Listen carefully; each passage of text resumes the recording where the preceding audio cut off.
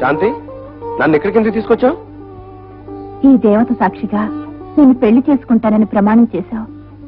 పెళ్లి కాకుండానే తల్లి నవ్వుతున్న నన్ను ఈ దేవత సన్నిధిలో ఇల్లాలిగా చేసుకో. మన పెళ్లి ఇంత సింపుల్ గా జరగకూడదు. మా నాన్నతో మాట్లాడి ఘనంగా జరిపిస్తాను. ఎప్పుడు మాట్లాడతా? అవమానం భరించలేక నేను ఆత్మహత్య చేసుకున్న తర్వాత. శాంతి, నా మీద నమ్మకం లేదా? నమ్మకం ఉండబట్టే మీ ఇంటి కోడలు అనిపించుకోకుండానే నీ బిడ్డకు తల్లి నవ్వుతున్నాను. సారీ, ఇప్పుడు నేను పెళ్లికి సిద్ధంగా లేను. నువ్వు తాళి కట్టకపోతే మా అక్క మొహం నేను చూడలేను. పుట్టేడు దుఃఖంలో ఉన్న ఆమెకు మళ్ళీ నేను సమస్యను కాలేను. నిన్ను వెళ్ళనివ్వను. ఏం చేస్తావే?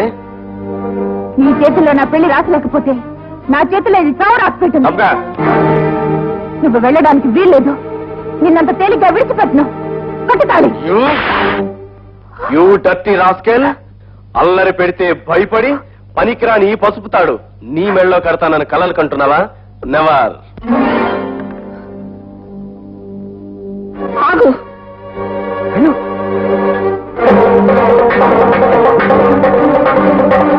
మర్యాదగా ఈ తాళిబొట్టు ఆ పిల్ల మెడలో కట్టు.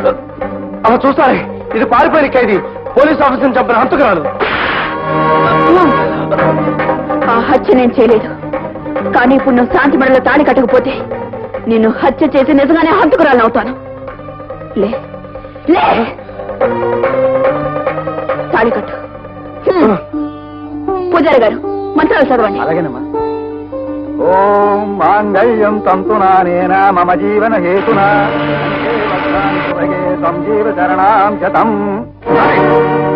Don't move.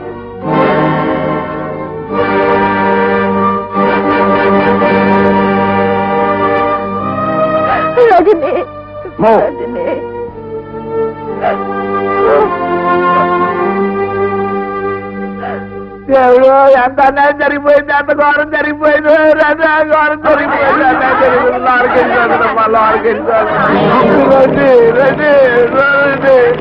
ఏంటయ్యా, ఏం జరిగింది? ఈ జిల్లాలు మా పచ్చుల తాళ్ళ పూర్వం చచ్చిపోరాదు బాబు. అయ్యో పాపం, ఎలా చనిపోయింది? నాకు తెలదు బాబు. చెల్లెళ్ళంటే అన్నపూర్ణమ్మకి ఈ రాఖీ కడదామని వచ్చినాను, ఆ పాటికి చచ్చిపోయింది. అన్నపూర్ణకు ఎవరూ లేరా? ఉన్న ఒక్కగానో ఒక మౌడు ఊరేసి పెట్టి వెళ్ళిపోరాడు బాబు. బాబు, ఎవరికి రాఖీ కట్టొచ్చినేటి? నీ అనుబంధానికి గుర్తుగా కట్టేసాం ఆచలం. అట్లాగే బాబు. అన్నపూర్ణమ్మ చెల్లి గుర్తుగా కడకుండా వెళ్ళిపోయావు. అది నీ తప్పు లేదు. మా బావకి బుద్ధి కూడా ఇతనే చేస్తాడా? ఏమో చేస్తారయ్యా. రాఖీ కట్టింది అతనే కాబట్టి తలకూర కూడా అతనే పెడతాడు. ఆగండి. శవదహన కార్యక్రమం తర్వాత ముందు ఒక పాయింట్ తేలాలి. లాయర్ గారు, అన్నపూర్ణ మీకు తెలుసా? అయ్యో, తెలుసా ఏమిటి నాయన? బాగా తెలుసు. పిచ్చి పిల్ల 1,00,000 రూపాయలకి ఇన్సూర్ చేసింది. నేను అర్ధాంతరంగా చచ్చిపోతే నా భర్త అయినా ఆ 1,00,000తో లక్షణంగా బతకాలని కోరుకుంది. మరి ఇప్పుడు ఆ 1,00,000 రూపాయలు ఎవరికి ఇస్తారు బాబు? రాఖీ కట్టావుగా, నువ్వే తీసుకో. నాకెందుకు బాబు? అన్నపూర్ణ పేరుతో లాండ్రీ పెట్టు. Very good. హిమాచలం, ఈ కాగితం మీద సంతకం పెట్టవా? ఈ సంతకం చెల్లదు. నేను బ్రహ్మానందాన్ని, ఈవిడ భర్తని. నువ్వు బతిగా ఉన్నావా? ఏమిటి నాటకం? న్యాయాన్ని బ్రతికించడానికి మేము ఆడిన చావు నాటకం ఇది. పద. చక్కకి నీ గుండెల్లో దాచుకున్న సాక్ష్యాన్ని జడ్జి గారి ముందు చెప్పడానికి.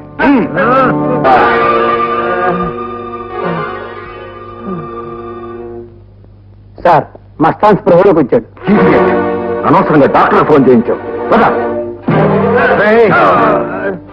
చెప్పలు కళ్ళు తెరవటం కాదురా, జీవితంలో కళ్ళు తెరువు.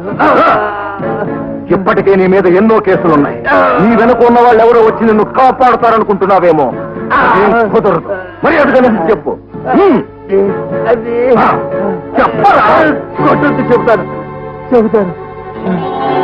ఫ్రాన్సిస్ బ్రహ్మానందం. బ్రహ్మానందం ఇంకా చెప్పు. సాన్. డాక్టర్ని వచ్చేసా, ఏం కంగారు పడదు.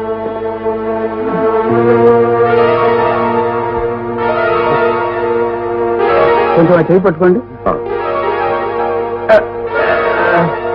ఇతని పేరు మస్తాన్. మిస్టర్ మస్తాన్. మస్తాన్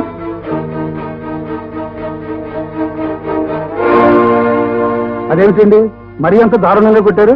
టైంకి నేను వచ్చాను కాబట్టి సరిపోయింది, లేకపోతే మరో లాకం పట్టణం అయి ఉండేది. చూస్తావేంటయ్యా చాలా దిగి